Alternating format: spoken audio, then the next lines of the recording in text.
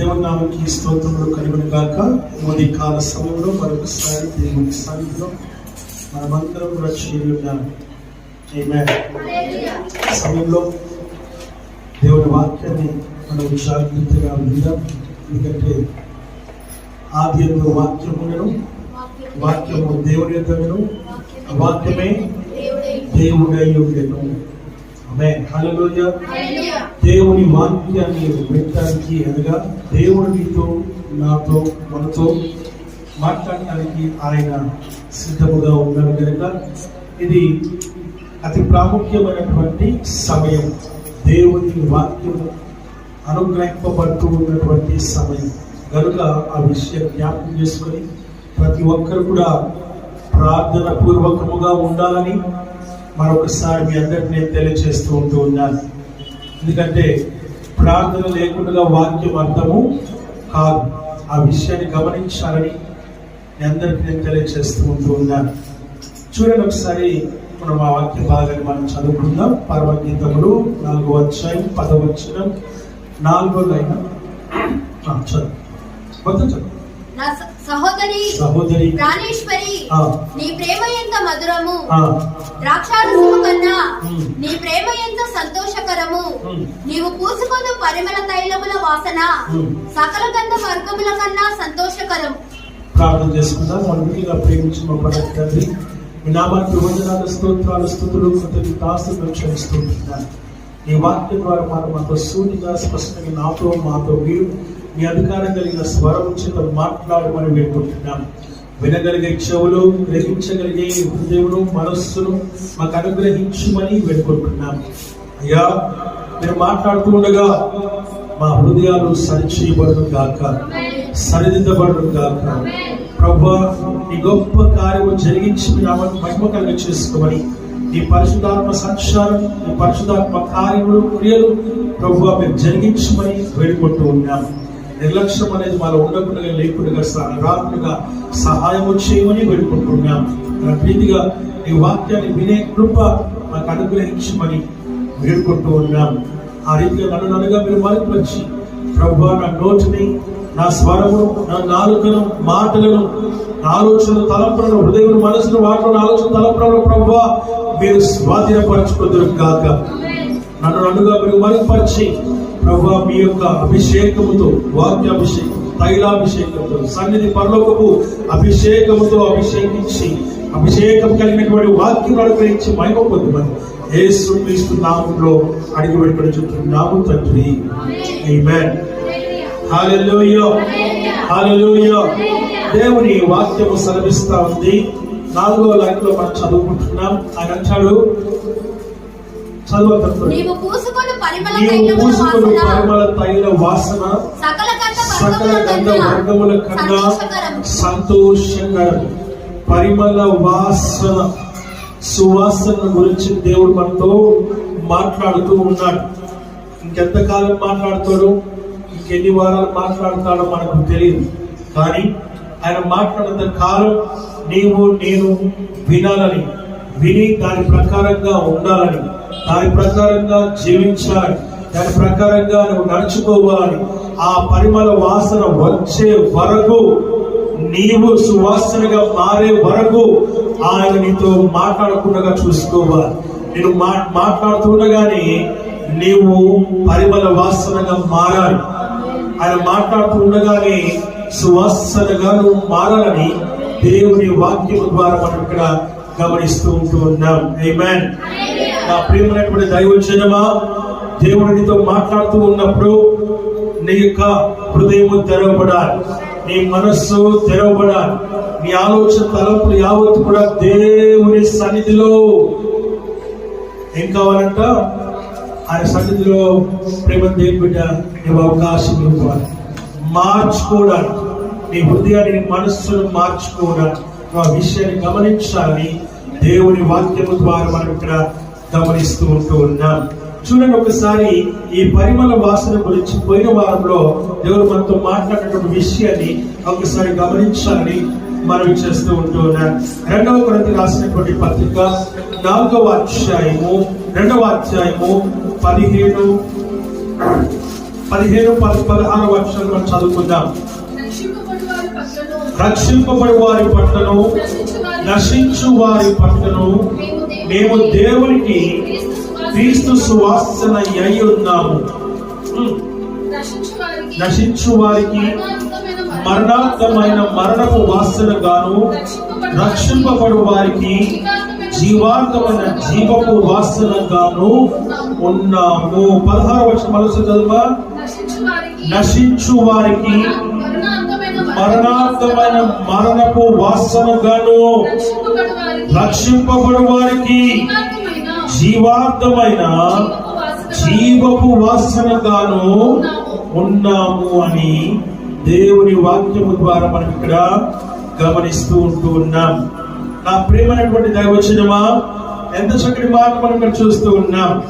15 వచనంలో రక్షింపబడి వారి పట్లను నశించు వారి పట్లను మేము దేవునికి క్రీస్తు సువాసన అయి ఉన్నామని మనము చూస్తున్నాం. ఈ ప్రశ్నలు నశించిన వారికి మరణార్థమైనటువంటి మరణపు వాసన గాను ఉన్నాము, రక్షింపబడు వారికి జీవార్థమైనటువంటి జీవపు వాసనగా మేము ఉన్నాము అని భక్తుడు అపోస్తలుడైనటువంటి పౌలు గారు కొరింథీ రాసినటువంటి సంఘానికి ఆయన పత్రికను రాసినట్టుగా, ఉత్తరము రాసినట్టుగా దేవుని వాక్యము ద్వారా మనం ఇక్కడ గమనిస్తూ ఉన్నాం. నా ప్రియమైనటువంటి దైవజనమా, ఈ రోజున నీ జీవితం ఏ రీతిగా ఉండాలి, నువ్వు ఎలా ఉన్నావో నిన్ను నీవు పరిశీలన చేసుకుంటూ, పరీక్షించుకుంటూ, పరిశోధించుకుంటూ, సరిచూసుకుంటూ, అద్దంలో చూసుకున్నట్టుగా చూసుకుంటూ, పౌడర్ కరెక్ట్ గా లేకపోతే పౌడర్ కరెక్ట్ గా వేసుకుంటాం కదండి. తర్వాత మేకప్ కరెక్ట్ గా లేకపోతే, ఇంకా ఏదైనా మనం తల చూసుకున్నప్పుడు కరెక్ట్ గా లేకపోతే అది కూడా మనం కరెక్ట్ గా వేసుకుంటాం. కానీ మధ్యకాలంలో మనం చూస్తున్నాం 2 కొమ్ములు వచ్చాయి ప్రతి ఆడవారికి. ఏమొచ్చాయి? ప్రతి ఆడవారికి ఏమొచ్చాయి? ఇప్పుడు 2 కొమ్ములు ఇక్కడ వదులుతున్నారు. ఇట్లా కరెక్ట్ గా వదిలి వాటిని ఇటు అటు ఊపుతూ ఉన్నారు. ఎద్దులకు ఉంటాయి కొమ్ములు కదా, బర్రెలకు ఆవులకు ఉంటాయి కొమ్ములు, మేకలకు ఉంటాయి కొమ్ములు. ఇప్పుడు ఆడవారికి కూడా వచ్చినాయి కొమ్ములు. ఏంటి అని అంటే స్టైల్, ఏంటి అని అంటే ఈ లోకానుసారమైనటువంటి వాటిని చూస్తున్నారు. ఏమంటే ఇప్పుడు కొంచెం మళ్ళీ మాట్లాడితే ఏమంటున్నారంటే అవి అందట్లేదు, ఇలా అంటారు అంతే. క్లిప్పులు పెట్టుకోవచ్చుగా, అవి రాకుండా మీకు నిజంగా మంచి ఉద్దేశం ఉంటే, మీకు అలా యారణ వేసుకోవాలనేటువంటి ఉద్దేశమే లేకపోతే మీరు ఏం చేస్తారు? క్లిప్పులు పెట్టుకుంటారు. మీకు యారణ వేసుకోవాలనే బుద్ధి ఉంది కాబట్టి క్లిప్పులు మీరు పెట్టుకోవట్లేదు. నిన్ను చూసి మంచి నేర్చుకోవాలి. నిన్ను చూసినప్పుడు క్రైస్తవాన్ని చూసినప్పుడు ఎదుటి వారికి మంచి ఉద్దేశం కలగాలి, ఎదుటి వారికి మంచి ఆలోచన కలిగి ఉండాలి. నీ క్రీస్తు సువాసన నీ లోపట కనబడాలి. లోకానికి అనుగుణంగా కాదు నువ్వు నడుచుకోవాల్సింది. లోకపు చెడు వాసన, దుర్వాసన, లేక కంపు వాసన, శవపూరితమైనటువంటి వాసన, మరణార్థమైన వాసనగా ఉండకూడదు. వాక్యం చెప్తుంది మరణార్థమైనటువంటి, మరణించు వారికి కూడా మరణార్థమైనటువంటి వాసనగా నీవు ఉండకూడదు. ఆమేన్, హల్లెలూయా. వాక్యము సెలవిస్తున్న మానవులను చూస్తున్నారు. వారికి అందులో ఉన్నటువంటి వారికి మంచి వార్త చెప్పినా వారికి మరణార్థమైనటువంటి వాసనే వస్తుంది తప్ప వారికి మంచి వాసన రాదు. ఆ విషయాన్ని గమనించాలి.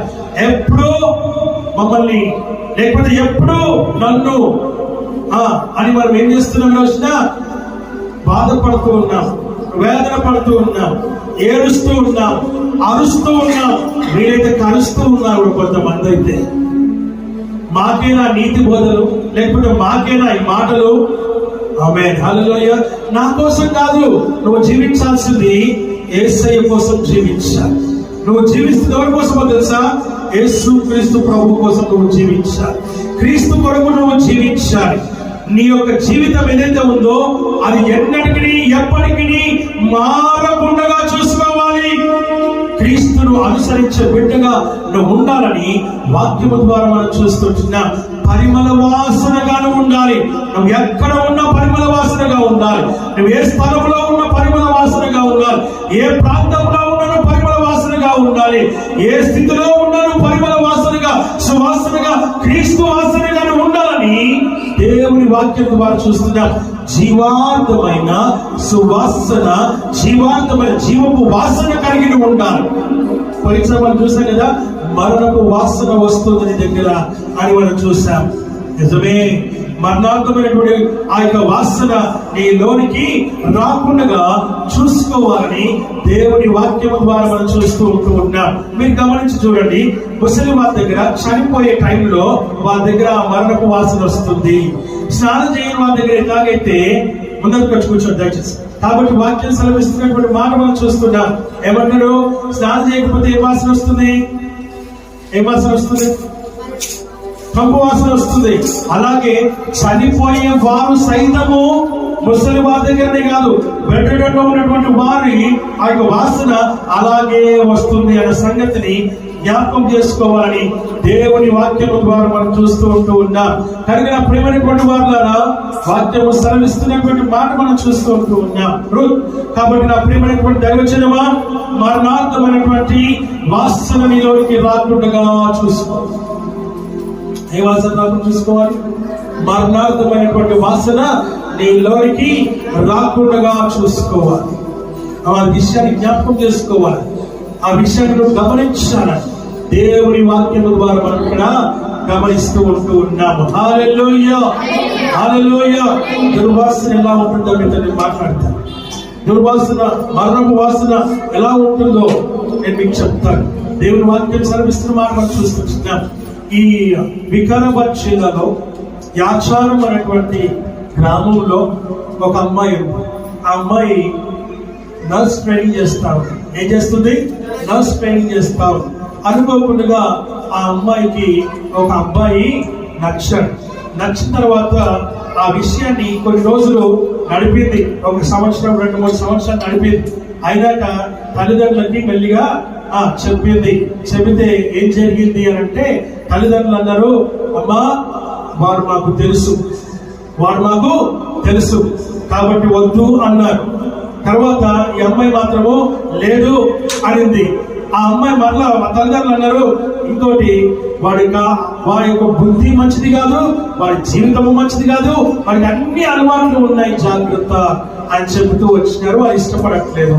ఆ విషయాన్ని మరలా కుమార్తెకు చెప్పినారు. ఏం చేసింది? ఒకనొక దినమున మెల్లగా ఇంటికి వచ్చింది. ఇంటికి వచ్చి ఏం చేస్తుంది? నర్సు కదా, ఆ రోజు ఇంటికి వచ్చి చికెన్ కూడా తీసుకొచ్చింది. వండినారు, తిన్నారు. తల్లితో అంటుంది, రాత్రి పడుకునే సమయానికి ఆమె త్వరగా మరి పడుకున్నాక ఏం చేసినామా, నీకు మోకాలు నొప్పులు ఉన్నాయి కదా, నీకు ఒళ్ళు నొప్పులు ఉన్నాయి కదా, ఇదిగో నాకు ఒక ఇంజెక్షన్ ఇస్తాను, ఆ ఇంజెక్షన్ నువ్వు తీసుకొని తగ్గుతుంది అని చెప్పి తన తల్లికి చెప్పింది. సరే, కూతుర్ని నమ్మేం చేసింది, ఆ ఇంజెక్షన్ తీసుకుంది, పడుకున్నాక ఆమె చక్కగా నిద్రపోయింది. ఆమె హల్లెలూయా, హల్లెలూయా. కొద్దిసేపటికి తండ్రి వచ్చాడు. తండ్రి కూడా భోజనం పెట్టింది. నాన్న, అమ్మ డిస్టర్బ్ చేయొద్దన్నది. ఎందుకనంటే అమ్మ పడుకుంది, ఒళ్ళు నొప్పులు ఉన్నాయి కదా, నాన్న నీకు కూడా నొప్పులు ఉన్నాయని చెప్పినావు కదా, ఇదిగో నేను ఒక ఇంజెక్షన్ తీసుకొచ్చాను, మీ నొప్పులు పోవడానికి తగ్గడానికి మా డాక్టర్ని అడిగాను నేను అని చెప్పి తండ్రి కూడా చాలా చక్కగా మరి మాటలు చెప్పి నచ్చి చెప్పి ఆ రీతిగా తండ్రి కూడా ఏం చేసింది? ఇంజెక్షన్ ఇచ్చింది. ఏమిచ్చింది? ఇంజెక్షన్ ఇచ్చింది.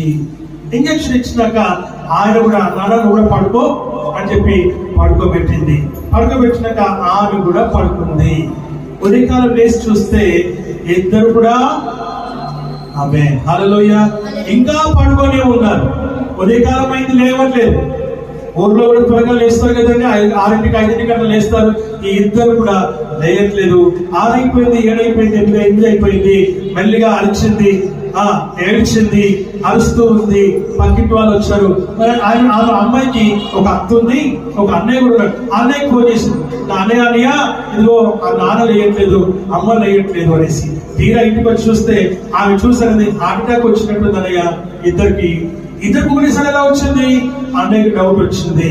ఏం చేశాడు? అక్కడ ఉన్నటువంటి డాక్టర్ ఎవరినో ఒకరు పిలిపిస్తే ఆయన ఏం చేశాడు? చూసి ఇద్దరికి ఒకటేసారి హార్ట్ అటాక్ రావడం ఏంటి సార్, అట్లాంటిది ఏమి ఉండదు, అలాంటిది ఏం కనబడట్లేదు మరి నాకైతే. అయితే ఆయన ఒక విషయం గమనించాడు ఏంటంటే, ఆయన ఇక్కడ ఏదో ఇంజక్షన్ ఇచ్చినట్టుగా గమనించి చూస్తాడు. ఆయన చూస్తే ఇద్దరు, ఒక ఆమె చూస్తే ఇంకొకరు కూడా చూశాడు, అలాగే తండ్రి కూడా చూశాడు. అలా పొడిచినట్టు కనబడింది. అయితే అప్పుడు ఆయనకు అర్థమైంది. అర్థం కాగానే వెంటనే పోలీసులకు ఫోన్ చేశారు. ఫోన్ చేసిన వెంటనే పోలీసులు కూడా వచ్చారు.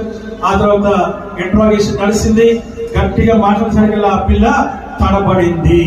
హార్ట్ అటాక్ అని చెప్పింది, లేదు ఇందులోనే పోయారని చెప్పింది, కార్డియాక్ అరెస్ట్ అయ్యొచ్చు, నేను నర్సుని, నాకు తెలుసు అని ఏదో నమ్మబడడానికి ప్రయత్నం చేసింది. కానీ తీరా చూస్తే ఇద్దరు అలా కాదు. ఆమె ఏం చేసింది, విషపూరితమైన మత్తు కలిగినటువంటి ఇంజక్షన్ ఇచ్చి ఆ ఇద్దరిని చంపేసింది. కారణం ఏంటో తెలుసా, ఆ ప్రేమకు ఒప్పుకోలేదనేసి. తను నమ్మినటువంటి, తను ప్రేమించినటువంటి వ్యక్తిని ఇచ్చి పెళ్లి చేయలేదనేసి తల్లిని తండ్రిని చంపేసి, మరణార్థమైనటువంటి మరణపు వాసన ఎంత భయంకరంగా ఉందో చూసారా. కన్న తల్లిదండ్రులను చంపివేసినటువంటి దుర్ఘటన ఇది టీవీల్లోను, యూట్యూబ్లోను, న్యూస్ల్లోను బహు భయంకరమైనటువంటి రీతిగా చూపించినారు. ఇది నేను ఎక్కడో చెప్పట్లేదు, మన దగ్గర తెలంగాణలో వికారాబాద్ జిల్లా యాచారం అనేటువంటి గ్రామంలో జరిగినటువంటి సంఘటన, నిజ జీవితంలో నిజంగా జరిగినటువంటి, నెల రోజులు కూడా కాలేదు ఇంకా, అది జరిగిన మీలో కూడా కొంతమంది చూసి ఉండవచ్చు. ఎందుకు ఈ మాట చెప్పాల్సి వస్తుంది అంటే, జాగ్రత్త. మనిషిని ఏం చేస్తుందంటే సాతాను పట్టి పీడిస్తా ఉంది. సాతాను యొక్క శోధన బహు భయంకరంగా పనిచేస్తా ఉంది. గృహాలలో, కుటుంబాలలో బహు భయంకరంగా పనిచేస్తా ఉంది. నువ్వు ఆ విషయాన్ని గమనించాలని, ఆ గ్రహింపును కలిగి ఉండాలని దేవుని వాక్యము ద్వారా మనం చూస్తూ ఉన్నాం. నీ జీవితం ఏ రీతిగా ఉంది, నీ మనసు ఎలా పరిగెడతా ఉంది, నీ ఆలోచన ఏ రీతిగా పరిగెడతా ఉంది, నీ యొక్క గృహంలో నీ పరిస్థితి ఏ రీతిగా ఉంది, ఒక్కసారి నువ్వు ఒక్కసారి పరీక్షించుకో. అందుకనైనా నీ వాక్యంను చదువు, వాక్యాన్ని నువ్వు చదువు, నిన్ను నువ్వు అద్దంలో చూసుకున్నట్టుగా చూసుకో, సరి చేసుకో, సరిదిద్దుకో, సమకూర్చుకో, బాగు చేసుకో. బాగు చేసుకునే ఆత్మీయ జీవితాన్ని నువ్వు కలిగి నువ్వు ఉండు. లోకంలో ఉన్న వారికి, అన్యులకి, లోకస్తులకి, యేసు క్రీస్తు ప్రభువుని నమ్మనటువంటి వారికి, ఇంకా క్రైస్తవ కుటుంబాలలో ఉన్నటువంటి వారు, క్రీస్తుని ఇంకా స్వంత రక్షకుడిగా అంగీకరించని వారు, అనగా మారుమనసు, రక్షణ, బాప్తిజము తీసుకొని వారికి నీవు ఎలా ఉండాలంట, పరిమళ వాసనగా ఉండాలి, క్రీస్తు సువాసనగా ఉండాలని వాక్యం ద్వారా మనం చూస్తూ ఉంటాం. హల్లెలూయా, హల్లెలూయా. నీ జీవితం క్రీస్తులో ఉండాలి. ఎందులో ఉండాలంట, ఎలా ఉండాలి, యేసయ్యలో ఉండాలి, యేసయ్యలో ఉండాలి. దేవుడు వాక్యం సెలవిస్తున్న మాట మనం చూస్తున్నాము. నీ జీవితం క్రీస్తులో లేకపోతే, క్రీస్తును నువ్వు కలిగి నువ్వు లేకపోతే, నా ప్రియమైనటువంటి దైవజనమా, ఇదిగో ఇలాంటి సాతాను శోధనలు నిన్ను పట్టు పీడిస్తాయి. ఆయన్ని వివాహం చేసుకుందాం అనుకుంది, ఇప్పుడు ఎక్కడుంది, చేసుకోగలదా, సుఖంగా ఉండగలదా? ఆయన తల్లిదండ్రులను చంపేసి, కన్న తల్లిదండ్రులను చంపేసి ఎలా సుఖపడతావు, ఎలా నువ్వు సంతోషంగా ఉంటావు, ఎలా నువ్వు ఆనందంగా ఉంటావు? అంటే నీకు తోచింది నీకు చేసేస్తావు అన్నమాట. నీకు ఏదైతే మంచిగా అనిపిస్తుందో అదే మంచిగా అనుకుంటూ ఉన్నావా? ఏంటి అసలు పరిస్థితి అంటే, లోకము, మనుషులు ఎంత విపరీత బుద్ధి కలిగి ఉన్నారు. ఆమేన్, హల్లెలూయా. వాక్యము సెలవిస్తున్నటువంటి మాటలు మనం ఇక్కడ చూస్తూ ఉన్నాం. నా ప్రియమైన దేవుళ్ళారా, వాక్యం సెలవిస్తున్న మాట ఏంటో తెలుసా? నువ్వు ఒక్కసారి పరిశీలన చేసుకో, ఒకసారి పరీక్షించుకో, అద్దంలో చూసుకో, ఒకసారి నువ్వు ఎలా ఉన్నావు. లోకానికి నువ్వు మాదిరిగా ఉండాలి, లోకానికి నువ్వు సూచనగా ఉండాలి. I am the light of the world అన్నాడు దేవుడు, యేసుక్రీస్తు ప్రభు. And you are the light of the world అని కూడా అన్నాడు. నేను లోకమునకు వెలుగై ఉన్నాను, మీరును లోకమునకు వెలుగై ఉన్నారు. యెహోవా నాకు వెలుగాయే, యెహోవా నాకు రక్షణయే, నా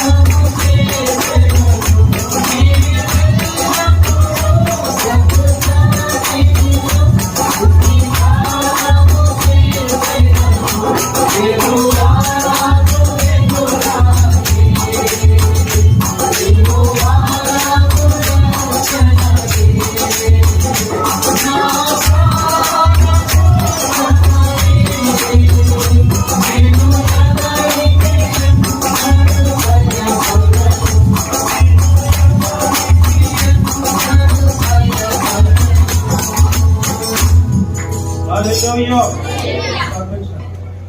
దేవుని వాక్యం సెలవిస్తున్నటువంటి మాటలు మనం ఇక్కడ చూస్తూ ఉన్నాం. చాలా చక్కని మాట.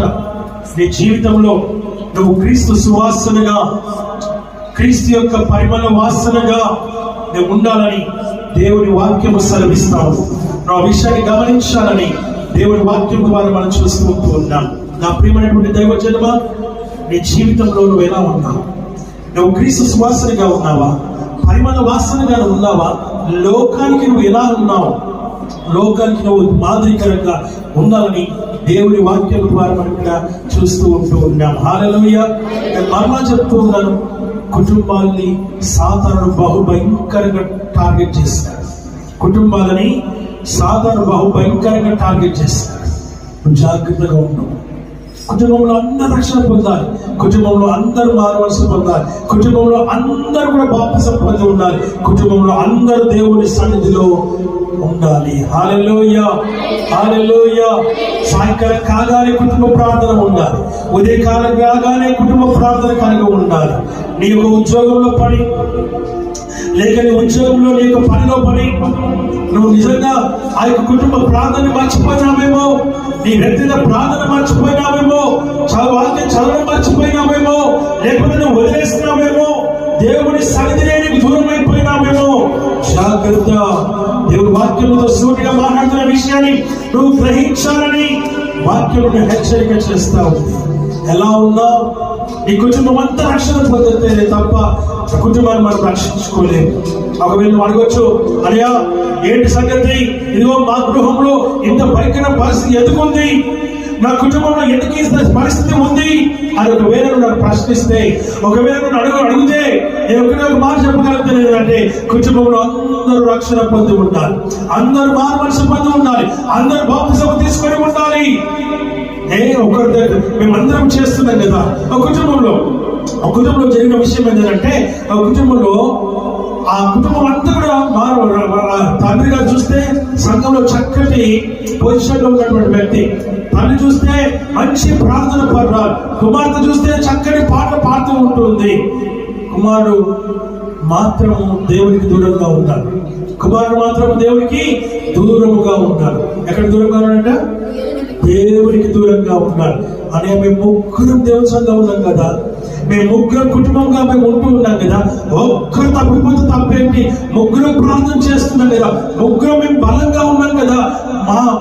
మేము బలంగా ఉన్నటువంటి మెజారిటీ ఏది ఎక్కువదో అది బాగుంటుంది కదా, దానికి బలం ఎక్కువ కదా అని అడిగితే దేవుని వాక్యం ఏం చెప్తుంది తెలుసా అండి?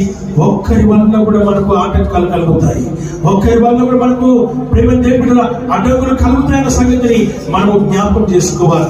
ఒక కారులో ఒక ఆయన స్పీడ్ గా వెళ్తూ ఉన్నాడు. ఏం చేస్తున్నాడండి? స్పీడ్ గా వెళ్తూ ఉన్నాడు. అనుకోకుండా ఆ హైవేలో ఒక టైర్ ఏమైంది, పంక్చర్ అయింది.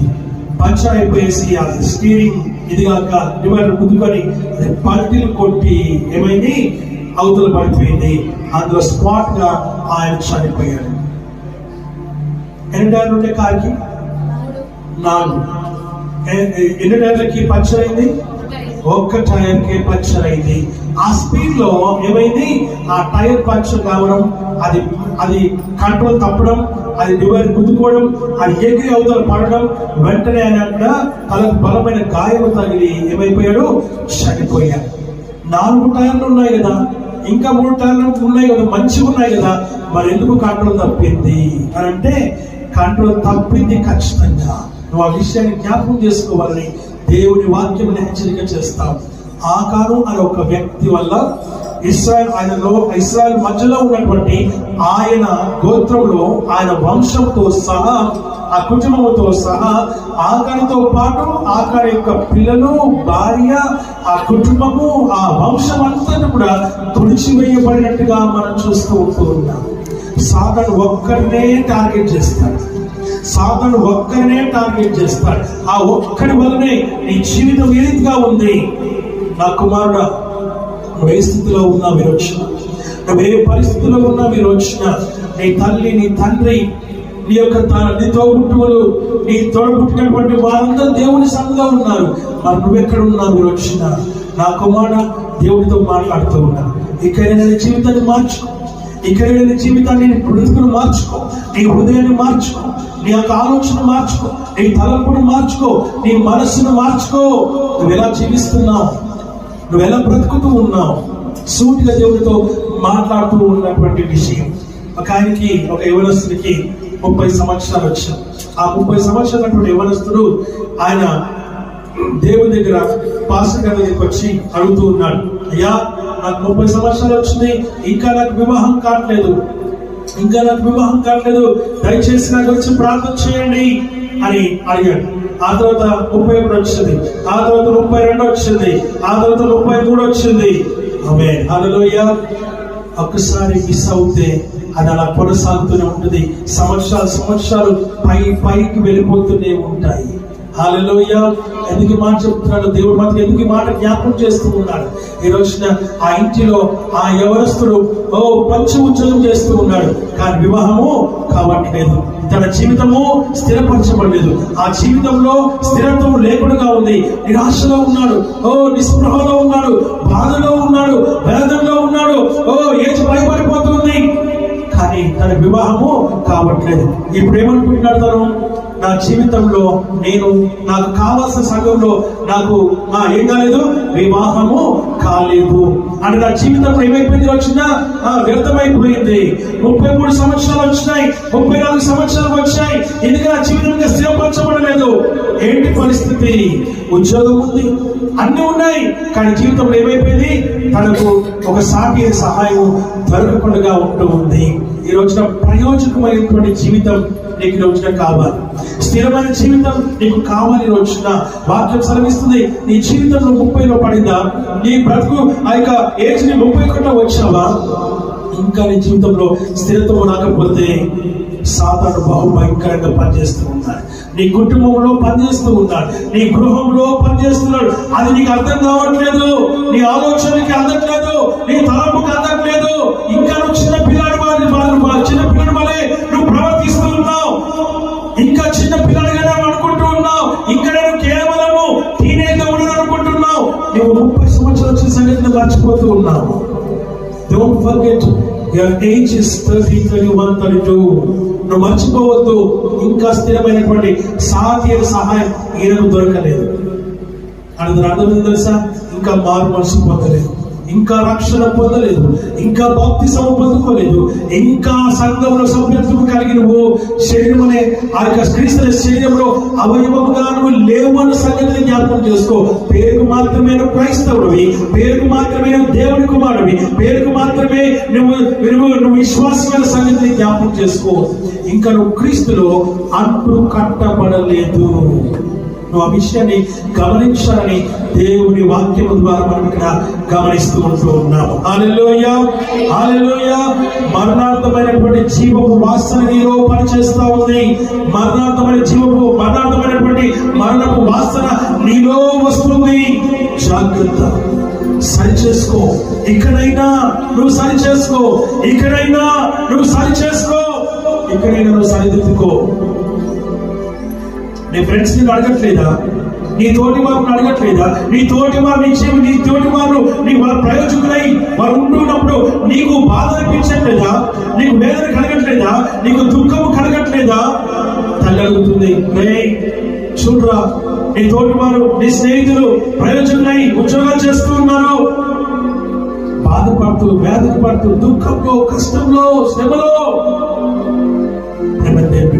వాక్యం శ్రమిస్తున్న మాట, నీతో సూటిగా మాట్లాడుతున్న మాట, మరణార్థమైనటువంటి మరణపు వాసన నీలో పడుతుంది అంటే దాని అర్థం దేవునికి దూరంగా ఉన్నావు, దేవునికి వ్యతిరేకంగా ఉన్నావు, దేవునికి విరుద్ధంగా ఉన్నావు, విరుద్ధమైన జీవితాన్ని నువ్వు జీవిస్తున్నావు. కనుకనే మరణార్థమైనటువంటి వాసన నీలో పనిచేస్తా ఉంది.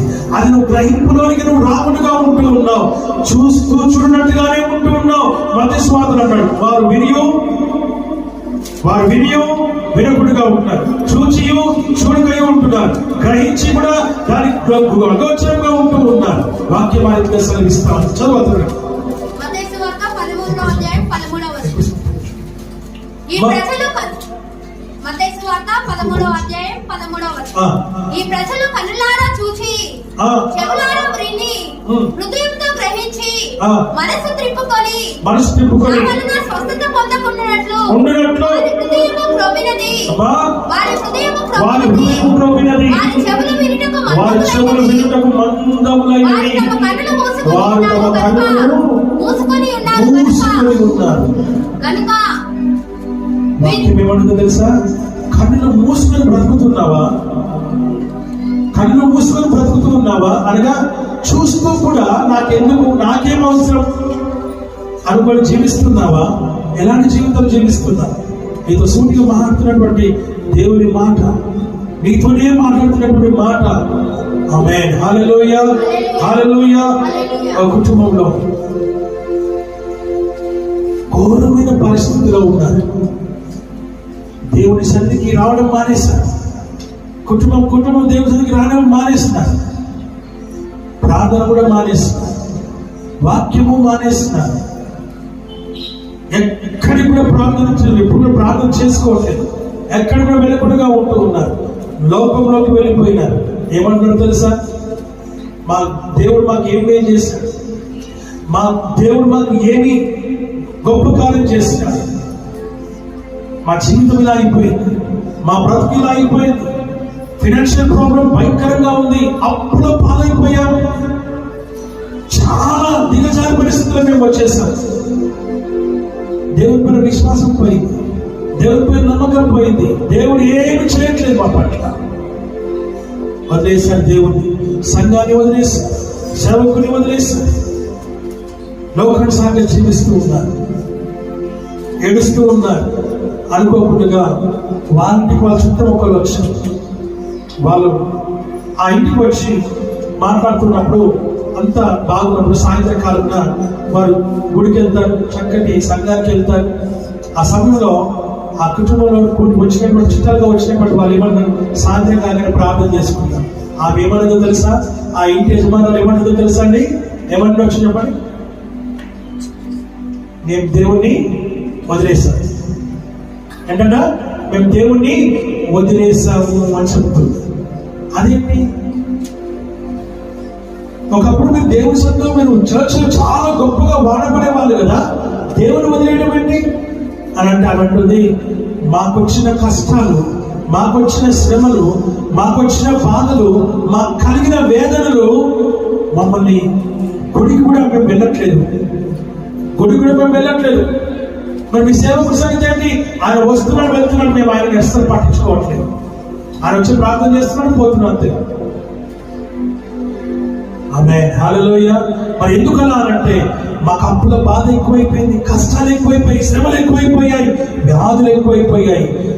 ఫైనాన్షియల్ గా చాలా భయంకరమైనటువంటి పరిస్థితులు మేము వెంట వేయబడ్డాం. ఏం చేయమంటారు? అందుకనేసి మేము దేవుణ్ణి వదిలేసాం. ఏం చేసాం? మేము దేవుణ్ణి వదిలేసాము అని చక్కగా చెప్తూ అప్పుడు అనేది నీ కష్టంలో నువ్వు దేవుని వదిలేసావు నువ్వు అంటూ ఉన్నావు. నువ్వు ఒకప్పుడు దేవుని మందిరంలో ఎంత గొప్పగా వాడపడ్డావో నేను చూసాను. మీ సేవకుడు మీ మందిరంలో మీ యొక్క తోటి సహోదరులు ఎంత గొప్పగా మిమ్మల్ని ప్రేమించినారు, ఎంత గొప్పగా మిమ్మల్ని ఇష్టపడ్డారు, ఎంత గొప్పగా మీకు సాక్ష్యం ఉంది. ఇప్పుడు ఎందుకు ఇలా అయిపోయారు? ఒకసారి మీరు ప్రార్థన చేసుకోవచ్చు కదా, దేవుడితో మాట్లాడతారు కదా, ఎందుకు మరి దేవుడు వదిలేస్తారు అని ఆయన అడిగితే అంటుంది ఒకటే విషయం అంటే, మా సమస్యలు మమ్మల్ని అంతగా చేశాయి. మీ సమస్యలే చేసాయా, లేకపోతే మీ సేవకుడు కూడా చేశాడు అంటూ ఉన్నావా అని అంటే, సేవకుడిని ఏమన్నట్లా, ఆయన వస్తున్నాడు, ప్రార్థన చేస్తున్నాడు, వెళ్తున్నాడు, మమ్మల్ని అడుగుతున్నాడు రమ్మని. కానీ మేము మాత్రము వెళ్ళమంటే భీష్మించుకొని మేము కూర్చున్నాం. ఎందుకు? అయితే అవన్నీ సహోదరు అనేది సరే అక్క, ఇవన్నీ ఎందుకు? ఒకసారి మనం దేవుడితో ప్రార్థన చేసుకుందాం. నా కోసం, నా సాటిస్ఫాక్షన్ కోసం, నా కోసం కూర్చున్నాం, ప్రార్థన చేద్దాం. 2 విషయాలు మాట్లాడుకుందామా? మాట్లాడుతూ ఉన్నారు. ఏం మాట్లాడుతున్నారంటే, అక్కడ దేవుడి జీవితంలో చేసిన వెళ్ళి ఒకసారి జ్ఞాపకం చేసుకుందాం. అంతకుముందు నీ జీవితంలో నీ దేవుని పట్ల నీకు ఎంత విశ్వాసం ఉండిందో, నీ దేవుని పట్ల ఎంత నమ్మకం ఉండిందో, దేవుని పట్ల నీకు ఎంత ప్రేమ ఉండిందో, నీ జీవితం ఒకప్పుడు ఎంత ఆ భయంకర పరిస్థితుల నుంచి, అక్కడకు స్థాయి నుంచి, స్థితిలో నుంచి గుడిసెలో నుంచి ఈ రోజున ఒక బిల్డింగ్ కట్టుకున్నావు కదా, నువ్వు ఒక బిల్డింగ్ లో ఉంటున్నావు కదా, ఇదంతా దేవుని చదివే కదా, ఒకప్పుడు చెప్పిన సాక్ష్యమే కదా. ఎందుకు? ఎక్కడో మిస్టేక్ ఉంది కదా. ఆ మిస్టేక్ మనం ఒక్కసారి ప్రార్థన చేసుకుందామా? ఒకసారి మనం చూద్దామా? నీకు ఏ మిస్టేక్ కనిపించట్లేదు, నీలో ఏ మిస్టేక్ కనిపించట్లేదా?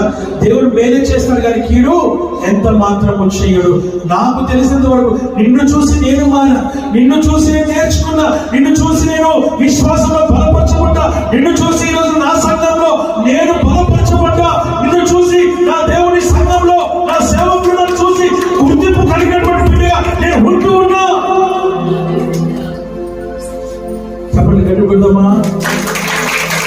నిన్ను చూసి ఇంత గొప్పదన్నయ్యా, నువ్వేంటిలా అయిపోయావు అంటే ఏడుస్తుంది, బాధపడుతుంది.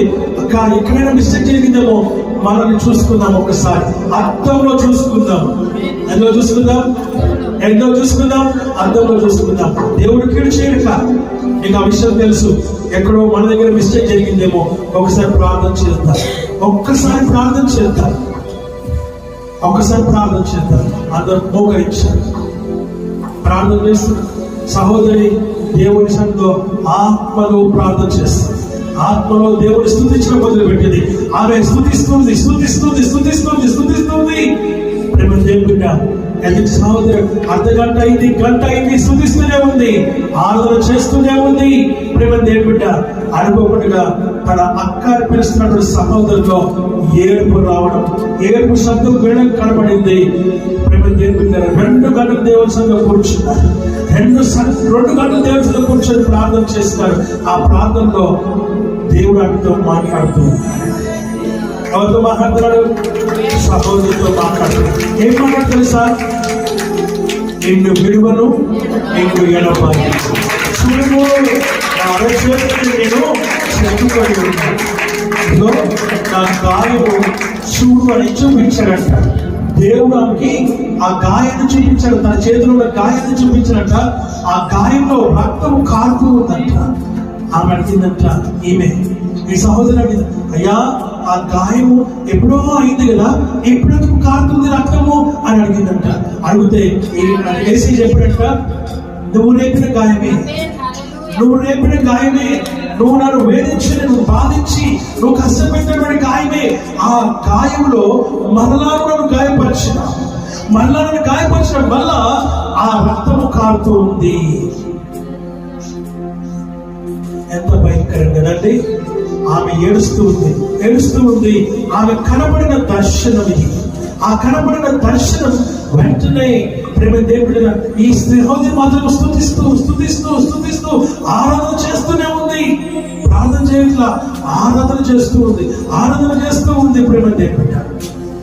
తర్వాత ఆ దర్శనం అయిపోయిందో లేదో, ఈమెకి కొన్ని విషయాలు జ్ఞాపకం వచ్చాయి. ఏంటి ఆ విషయాలు తెలుసా? ఆమె చేసిన దేవునికి విరుద్ధమైన కార్యాలు, దేవునికి వ్యతిరేకమైన కార్యాలు కొన్ని చేసింది. దేవునికి అయిష్టమైన కార్యాలు కొన్ని చేసింది. మాటల్లో, క్రియలలో దేవునికి వ్యతిరేకమైన కార్యాలు, కొన్ని విషయాలు ఆమెకి అవి కనబడ్డాయి. అవి కనబడుతున్న సరికల్లా చాలా ఏడవడం గట్టిగా అరవడం, ఏడవడం మొదలు పెట్టింది. ఈ సహోదరి మాత్రము ఆమె ఆరాధన చేస్తూనే ఉంది. నా ప్రియ దైవజనమా, ఈ రోజు నువ్వు ఆ సహోదరి వలె ఉండాలి, కానీ ఈ సహోదరి వలె నువ్వు ఉండకూడదు. దేవుని వదిలిపెట్టేశాను, ఇక దేవునికి అవసరం లేదనుకునేటువంటి ఆ జీవితం కాదు మనకు కావాల్సింది. సాతాను కుటుంబాన్ని నాశనం చేస్తూ ఉన్నాడు, సాతాను కుటుంబాన్ని పాడు చేస్తూ ఉన్నాడు. కూతురులోనూ, కుమారుల్లోనూ, భర్తలోనూ, భార్యలోనూ, ఎవరిలోనూ కొన్ని ప్రవేశిస్తూ ఉంది. కుటుంబాలను నాశనం చేస్తుంది, కుటుంబాలను పాడు చేస్తుంది. మరణార్థమైనటువంటి మరణము వాసన నీలో కనబడతా ఉంది, నీలో ఆ వాసన వస్తా ఉంది. ప్రేమ దేవుని వాక్యం సాగిస్తున్నమాట. ఎప్పుడైతే ఆమె ఆ సహోదరి ఆ దర్శనం చూసిన వెంటనే ఇక నోటితో ఒప్పుకోవడం మొదలుపెట్టింది. అయ్యా, నా ఇంటిలో ఇదే తప్పు చేశాను, నా ఇంట్లో ఈ ఫంక్షన్ అయితే నేను తప్పు చేశాను, నా ఇంట్లో బంధువులు వచ్చినప్పుడు నేను తప్పు చేశాను. అయ్యా, నేను విసర్జించిన ఇదిగో ఆదివారం గుడికి నేను వెళ్ళకుండా నా ఇంట్లో ఉండిపోయాను ప్రభా. ఇదిగో ఇలాగే అనేకమైన విషయాలు మాట్లాడడం మొదలు పెట్టింది. ఆ విషయాన్ని మాట్లాడుతూ అన్ని ఒప్పుకోవడం మొదలు పెట్టింది. ఎప్పుడైతే మొదలు పెట్టిందో ఆమె హృదయం అంతా తేలికపరచబడ్డది. ఆమె మనసంతా తేలికపరచబడ్డది. తన కుమారుడు మారిన, తన భర్త మారిన అందరూ కలిసి మన దేవుని మందిరానికి రావడం మొదలు పెట్టింది. ఆమె చెప్పిన సాక్ష్యం తెలుసా? నా తప్పిదం వల్ల నా దేవుని నేను నిందించాను, నా తప్పిదం వల్ల నా సంఘాన్ని నిందించాను, నా తప్పిదం వల్ల సంఘంలో ఉన్నటువంటి విశ్వాసం నిందించాను, నా తప్పిదం వల్ల నేను దేవుని సన్నిధిని విసర్జించినాను. ఈ రోజున నేను కారణం నా తప్పులే అని చెప్పి సంఘంలో సాక్ష్యం చెప్పి తన తప్పును ఒప్పుకొని ఇక మీరు తప్పుని చెయ్యను ప్రభు అని దేవుని ఒక తీర్మానం చేసుకుంది. ఆ తీర్మానం అప్పుడు జీవితాన్ని మార్చింది, ఆ కుటుంబాన్ని మార్చింది. కుటుంబం అంతా దేవుని సన్నిధిలో ఉండాలని కోరుతూ ఉన్నాడు. ఆమేన్, హల్లెలూయా. ఆ విషయాన్ని నువ్వు జ్ఞాపకం చేసుకోవాలని, ఇతరులకు ఎలా ఉండాలంట? పరిమళ వాసనగా, సువాసనగా క్రీస్తు సువాసనగా నువ్వు మారాలని దేవుని వాక్యం ద్వారా మనం ఇక్కడ గమనిస్తూ ఉంటున్నాం. ఏమంటున్నాడు ఇక్కడ? నశించు వారికి మరణపు వాసనగాను, రక్షింపబడు వారికి జీవాంతమైన జీవపు వాసనగాను మేము ఉన్నాము. హల్లెలూయా, హల్లెలూయా. దేవుని వాక్యం సెలవిస్తున్న మాట మనం చూస్తున్నాం. కుటుంబం అంతా కలిసి ఎక్కడ ఉండాలా? దేవుని సన్నిధిలో ఉండాలి ప్రతిరోజు. ఆదివారం రాగానే కుటుంబం అంతా ఎక్కడ ఉండాలా? దేవుని మందిరంలో ఉండాలి. ఎంతమంది నీ కుటుంబంలో వస్తున్నారు? వచ్చినటువంటి వారు రాని వారి కొరకు ఏం చేస్తూ ఉన్నారని దేవుని యొక్క సూటి ప్రశ్న. నీ కుటుంబంలో భర్త రాకుండా ఉంటున్నారా? భార్య రాకుండా ఉంటుందా? లేక తల్లిదండ్రులు రాకుండా ఉంటున్నారా? లేక పిల్లలు రాకుండా ఉంటున్నారా? ఎవరు రాకుండా ఉంటున్నారు? రాకుండా ఉన్నటువంటి వారి కొరకు మీ ప్రార్థన ఏంటి? మీ యొక్క రిజల్యూషన్ ఏంటి? మీ తీర్మానం ఏంటి? మీరు వారి కోసం ఏం ప్రయాసం పడుతున్నారని నువ్వు పరిశీలన చేసుకో. హల్లెలూయా. నువ్వు పరిమళ వాసనగా ఉండాలి. ఎలా ఉండాలంట? పరిమళ వాసన. మరవద్దు. నీ తోటి వారిని ఎన్నటికీ నీతో ఉన్నటువంటి వారిని ఎవరిని కూడా నువ్వు మరవద్దని వాక్యం ద్వారా చూస్తున్నావు. ఒక చిన్న మాట చెప్పి ముగిస్తాను. రొనాల్డో అనేటువంటి ఒక ఫుట్బాల్ ప్లేయర్ ఉన్నాడు. ఎవరు? రొనాల్డో. పూర్తి పేరు క్రిస్టియానో రొనాల్డో. గొప్ప ప్లేయర్, వరల్డ్ ఫేమస్ ప్లేయర్. ఆమేన్, హల్లెలూయా. ఆయన కూడా సుఖం ఏంటో తెలుసా? చాలా మంచోడు. నాకు ఇష్టం తెలిసి నాకు కూడా తెలియదు ఎప్పుడు ఏం జరిగిందో తెలుసా? తను మంచి ఫుట్బాల్ ప్లేయర్, వరల్డ్ లో పెద్ద పేరు వస్తున్నటువంటి ప్లేయర్ అయినా. అలాంటి క్రిస్టియానో రొనాల్డో ఒకనొక సమయంలో ఆయన ఎలా పైకి వచ్చాడో, ఎలా పైకి ఎదిగాడో చూస్తున్నాడు. తల్లి ఒకరోజు ఏడుస్తుంది ఇంట్లో. ఏం చేస్తుంది? ఏడుస్తూ ఉంది ఇంట్లో. ఏడుస్తూ ఉంటే పాపకి భయం వేసింది. పరిగెత్తుకొని వచ్చి, మమ్మీ, అమ్మ ఏంటి, ఎందుకు ఏడుస్తున్నావు అని అంటే 2-3 కవర్లు చూపించాను. ఆ కవర్ను చూసి ఏడుస్తాను. ఆ కవర్లు ఏంటి అంటే ఎప్పటియో పాత బిల్స్, పాత ఆ చిట్టీకి సంబంధించిన బిల్స్, కరెంట్ బిల్ కి సంబంధించిన బిల్స్, తర్వాత రకరకాల ఇంటీరియర్ బిల్స్, అవన్నీ రిసిప్ట్స్ ఉన్నాయి. చేత పడుకొని ఏడుస్తావు. ఎందుకు ఏడుస్తున్నావు? ఇవన్నీ అయిపోయాయి కదా, ఎప్పటియో కదా, ఇప్పుడు ఎందుకు ఏడుస్తున్నావు అంటే ఆమె అనేది, కుమారుడా, ఈ రోజున మనం గొప్ప స్థాయిలో ఉన్నాం. దేవుడిని ఆశీర్వదించాడు, దేవుడిని దీవించాడు. నువ్వు గొప్ప ప్లేయర్గా ఉన్నావు. ఈ రోజున నీకు అంత లగ్జరీ లైఫ్, నీ జీవితంలో ఏది తక్కువ లేదు అయినా. అయితే నువ్వు ఎక్కడి నుంచి వచ్చావో ఆ విషయాన్ని ఎన్నటికీ మరవకు. ఇగో ఈ బిల్స్ చూసినప్పుడు నీ జీవితం గుర్తుకు రావాలి. ఇది చక్కగా దాచిపెడుతున్నానయ్యా, ఇదిగో బాక్స్ లో పెడుతున్నానయ్యా, ఇదిగో ఈ కరెంట్ బిల్లు, ఈ రెంట్ బిల్లు, ఈ రకరకాల బిల్స్ అన్ని కూడా చూడు. ఒకసారి లోన్ తీసుకుందాం, ఈఎంఐలు కట్టుకున్నాం మనం, ఇదిగో ఈ డబ్బులు లేక పస్తులు పడుకున్నాం, ఇదిగో ఇవన్నీ ఫోటోస్ నేను పెట్టానయ్యా, ఇవి చూస్తూ ఉండు, నువ్వు జ్ఞాపకం చేసుకో అయ్యా. గొప్పగా దీవించబడ్డావని, లేకపోతే గొప్పగా ఆశీర్వదించబడ్డావని ఒకవేళ నువ్వు దేవుని మరుస్తావనే భయం నాలో కలుగుతుంది. అందుకు నేను ఏడుస్తున్నానయ్యా. అయ్యా నువ్వు ఎప్పుడు మరవద్దు దేవుణ్ణి, అయ్యా నీ పరిస్థితిని, నీ మొదటి స్థితిని ఎప్పుడు నువ్వు మరవద్దయ్యా అని అంటే తల్లితో ఆయన వాగ్దానం చేస్తూ ఉన్నా. ఏమని వాగ్దానం చేస్తున్నా తెలుసా? అమ్మా, నేను ఏ స్థాయిలో నుంచి నేను పైకి వచ్చానో నేను ఆ స్థాయిని నేను మరువను. వెంటనే ఆయనకు ఒక ఆలోచన వచ్చింది. ఏం ఆలోచన వచ్చింది? తనకు కోచింగ్ ఇచ్చినటువంటి కోచ్ గురించి జ్ఞాపకం వచ్చింది.